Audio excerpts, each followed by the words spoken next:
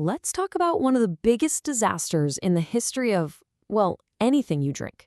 This is the story of a nearly microscopic bug that brought the entire world of wine to its knees, and then, completely by accident, created the modern industry we know and love today.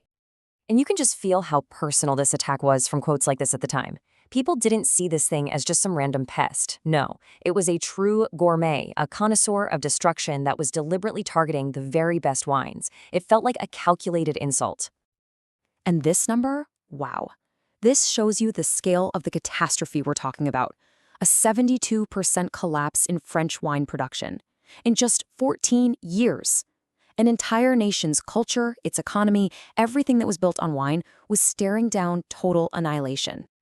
All right, so our story really kicks off in the mid-19th century with what everyone started calling the Great French Wine Blight. Vineyards that had been growing for hundreds of years were just suddenly and mysteriously dying. This timeline is just wild. It shows you how terrifyingly fast this crisis escalated. It starts with just a few dead vines in 63. A few years later, by 69, it's already tearing through Bordeaux. And get this, even by 1875, when the scientists finally agree on what's causing it, the plague is already knocking on the door of Burgundy and Champagne. The killer was literally outrunning the science. So, with vineyards dying left and right, the race was on to figure out what was going on. It was a genuine scientific whodunit. And the answer, well, it was almost too small to even believe. So, meet our villain, phylloxera. It's this tiny yellow aphid from the eastern United States that loves to feed on the roots of grapevines. The problem was European vines had zero natural defenses. When scientists finally give it a full name, they added Vastratrix, which is Latin for the Devastator. And believe me, it earned that name. And this is a huge but. Just finding the bug didn't solve the problem. In fact, it started a massive fight.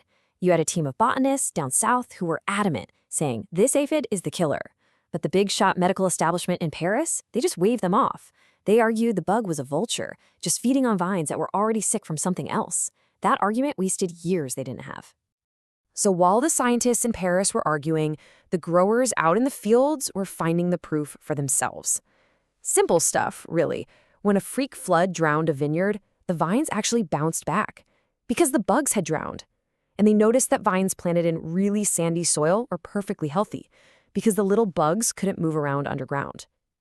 The evidence was becoming impossible to ignore. Okay, so the debate's over, they know the cause. Now the focus shifts to finding a cure. And the sheer panic led to this flood of ideas, ranging from, actual science to the completely bizarre. I mean, people were desperate. You had some turning to superstition, literally burying live toads under the vines, hoping to draw out the poison. Others tried brute force, flooding their entire fields for over a month. The most scientific approach was basically a chemical assault, injecting a toxic gas into the soil around every single vine. And that chemical, carbon disulfide, was a total nightmare. It was super flammable, it was incredibly expensive, and you had to inject it by hand multiple times a year. This wasn't a real solution for the average farmer. It was a luxury that only the absolute richest chateaus could afford to keep their priceless vines alive. Now here's the ultimate irony. The solution, the thing that would save European wine, came from the exact same place the plague did, America. The cure was literally hiding in plain sight the whole time. The solution was a technique called grafting. If you're not a gardener, don't worry, it's pretty straightforward. Think of it like plant surgery. You take the top part of one plant, the part that grows the fruit you want, and you fuse it onto the root system of a different plant. And here is the absolute genius of the idea. You take the top part of the classic European vine, the one that makes those world-class grapes for Bordeaux or Burgundy, then you graft it onto the roots of a Native American vine, which over centuries had evolved to be naturally resistant to the bug. So you get tough American roots with a fancy European top. Problem solved. But can you just imagine the reaction?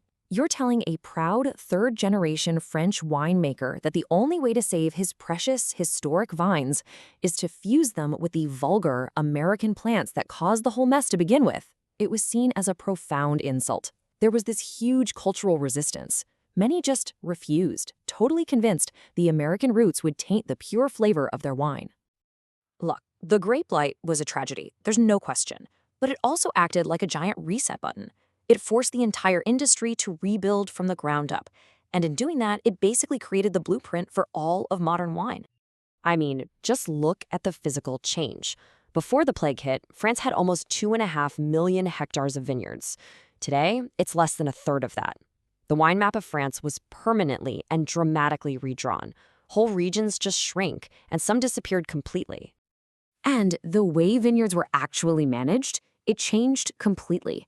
Those old, chaotic, jumbled fields were ripped out and replanted in neat, organized rows, which made things like mechanization possible. Growers started focusing only on planting the best, noble grape varieties. And because the wine shortage led to so much fraud, the government finally stepped in and created the appellation system, the AOC, to guarantee a wine's origin and its quality. So many of the rules that govern wine today were born directly out of this crisis. Now here's a final, fascinating little tidbit. A tiny, tiny handful of vineyards, because they were protected by their unique sandy soils or they were just super isolated, actually survived the plague on their original pre-phylloxera roots. Wines made from these ancient vines, they're some of the rarest and most expensive on the planet. They're like living ghosts, a taste of a wine world we almost completely lost.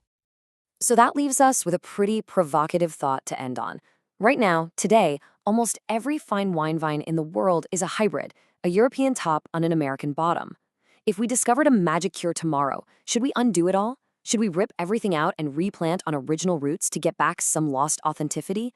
Or would we just be erasing the very event that shaped the world of wine as we know it?